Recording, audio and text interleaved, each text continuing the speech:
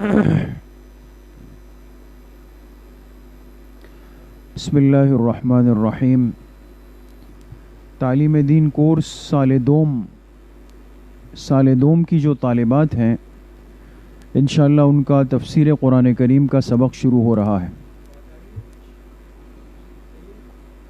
اور پچھلے ہفتے بھی جیسے عرض کیا کہ ہمارا سبق آگے پیچھے ہو گیا تھا تو آج بھی جو ہے وہ عاریتاً 15 منٹ لیے تاکہ ضائع نہ ہو جائے، وقفہ نہ ہو جائے۔ تو آج بھی سبق سورہ ملک انشاءاللہ ہم پڑھیں گے۔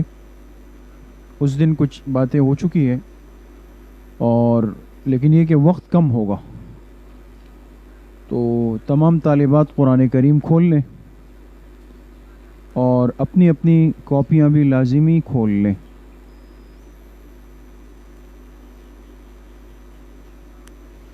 سورۃ الملک 29ویں پارے کی پہلی سورت ہے۔ اعوذ باللہ من الشیطان الرجیم، بسم اللہ الرحمن الرحیم۔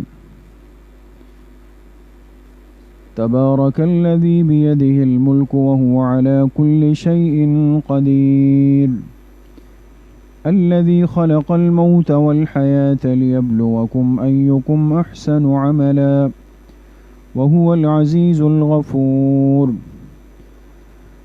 الذي خلق 7 سماوات طباقا ما ترى في خلق الرحمن من تفاوت فارجع البصر هل ترى من فطور ثم ارجع البصر كرتين ينقلب إليك البصر خاسئا وهو حسير،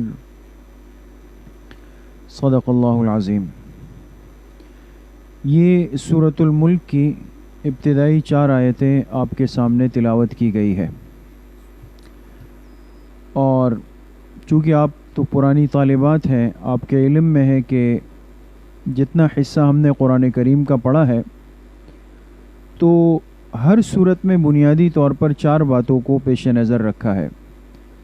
نمبر 1 اس کا ترجمہ، نمبر 2 اس کی وجہ تسمیہ، اس صورت کا یہ نام کیوں رکھا گیا ہے، تیسرا اس صورت کا موضوع کہ اس کا عنوان کیا ہے، ٹاپک کیا ہے، اور چوتھا اس صورت کا خلاصہ کیا ہے، حاصل کیا ہے۔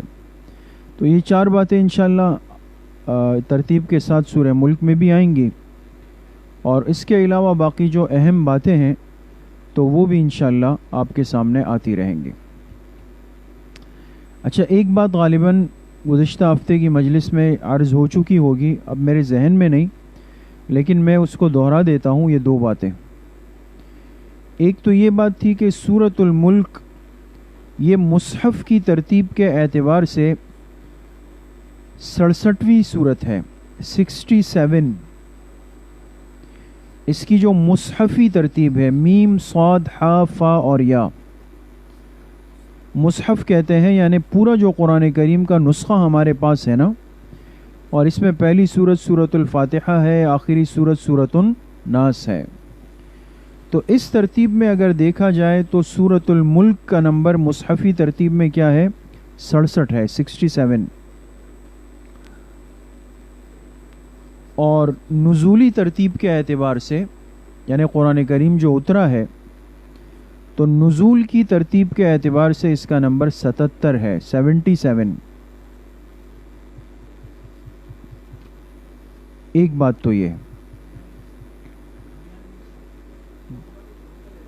دوسری بات یہ ہے کہ یہ بات بھی غالباً عرض کر دی تھی کہ اس سورت کے کچھ نام اور بھی ہیں جو حدیث پاک میں آئے ہیں۔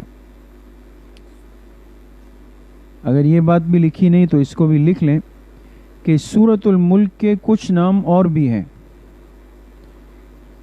ایک نام ہے سورۃ المبالغہ،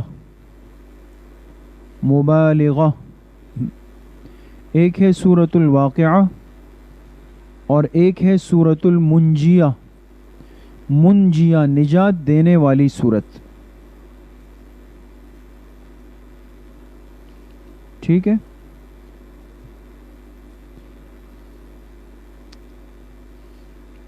اب ان 4 آیات کا ترجمہ عرض کر رہا ہوں، اس کو غور سے سنے بھی اور اس کو لکھے بھی۔ تبارک الذی بیدہ الملک، برکتوں والی ہے ذات اس کی، برکتوں والی ذات ہے اس کی،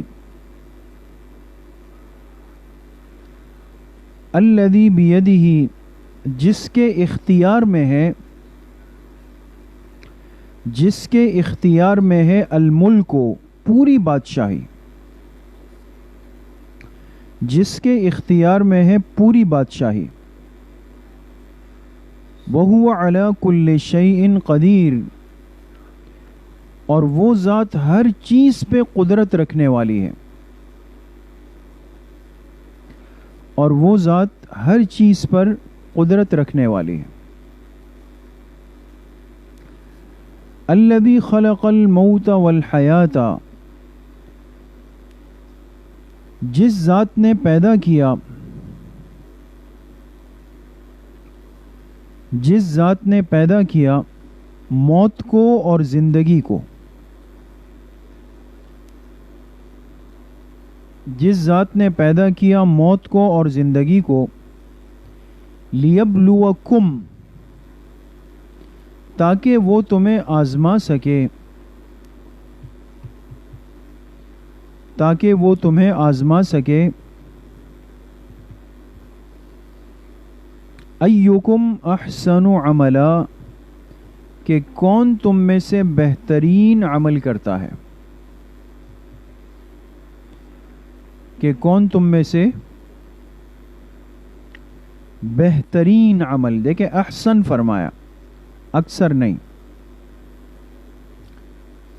کون تم میں سے بہترین عمل کرتا ہے، وَهُوَ الْعَزِيزُ الْغَفُورُ، وہی ذات غالب ہے بخشنے والی ہے، وہی ذات غالب ہے بخشنے والی ہے۔ الذی خلق 7 سماوات طباقا، جس نے پیدا کیا 7 آسمانوں کو،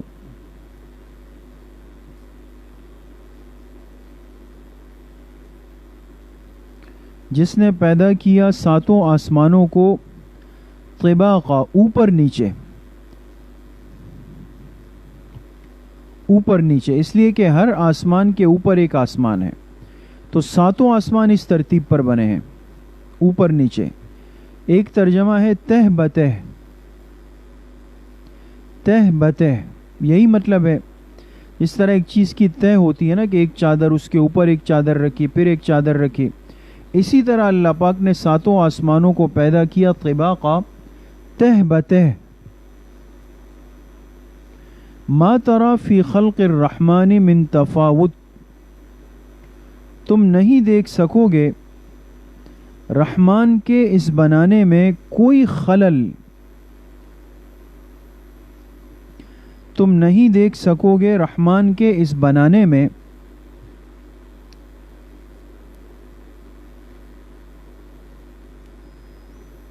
من تفاوت، کوئی خلل، ایک ترجمہ ہے کوئی نقص۔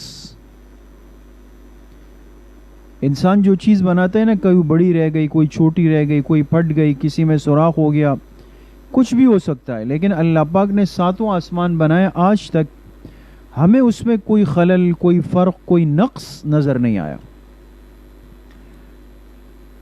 فرجع البصر، دوبارہ نگاہ ڈال دو، دوبارہ نگاہ ڈال دو، هل ترى من فطور، کیا تمہیں کوئی شگاف نظر آیا، کیا تمہیں کوئی شگاف، شگاف کہتے ہیں جیسے سوراخ وغیرہ ہو، فاصلہ ہو۔ تو انسان اگر آسمان کو ایک نہیں 20 مرتبہ دیکھ لے، سینکڑوں مرتبہ دیکھ لے، بار بار دیکھ لے، لیکن اللہ پاک کے اس بناوٹ میں، اس بنانے میں کوئی فرق، کوئی شگاف، کوئی کمزوری، کچھ بھی نہیں۔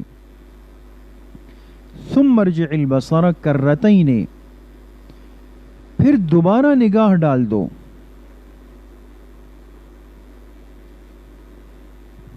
پھر دوبارہ نگاہ ڈال دو،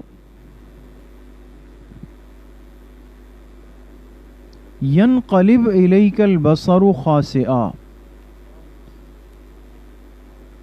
تو لوٹ کر آئے گی تمہاری طرف نگاہ، تو لوٹ کر آئے گی تمہاری طرف نگاہ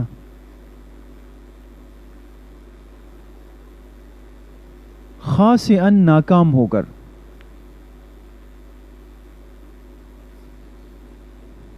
ناکام ہو کر، وہو حسیر، اور وہ تھکی ہوئی ہوگی، اور وہ تھکی ہوئی ہوگی۔ کیا مطلب؟ جیسے آسمان پہ سخت دھوپ ہو، اور آپ نے تجربہ کیا ہوگا، انسان اگر آسمان میں کوئی چیز دیکھنا چاہے سر اٹھا کے بار بار، تو کچھ دیر کے بعد آنکھوں کے سامنے ایک اندھیرا سا آ جاتا ہے، اور مجبور ہو کے انسان اپنا سر جھکا لیتا ہے، آنکھیں بند کر لیتا ہے، ایسا لگتا ہے جیسے آنکھیں اور سر تھک گیا ہے۔ تو اللہ پاک نے فرمایا تم میرے بنائے ہوئے ان آسمانوں کو جتنی دفعہ سر اٹھا کے دیکھو تمہیں اجازت ہے، لیکن نتیجہ یہی ہوگا کہ تمہیں کوئی کمزوری، عیب، نقص کچھ نظر نہیں آئے گا، بلکہ تمہاری نگاہ تمہاری طرف تھک کر واپس لوٹ آئے گی۔ ٹھیک ہے؟ تو بہرحال یہ ان آیت کا ترجمہ تھا، اس کو اچھی طرح دیکھ لیں، محفوظ کر لیں، یاد کر لیں۔ باقی سبق انشاءاللہ اگلے ہفتے حسب ترتیب ہوگا۔ وآخر دعوانا ان الحمد للہ رب العالمین۔ ابھی انشاءاللہ سال دوم حدیث پاک کا سبق ہوگا ریاض الصالحین کا۔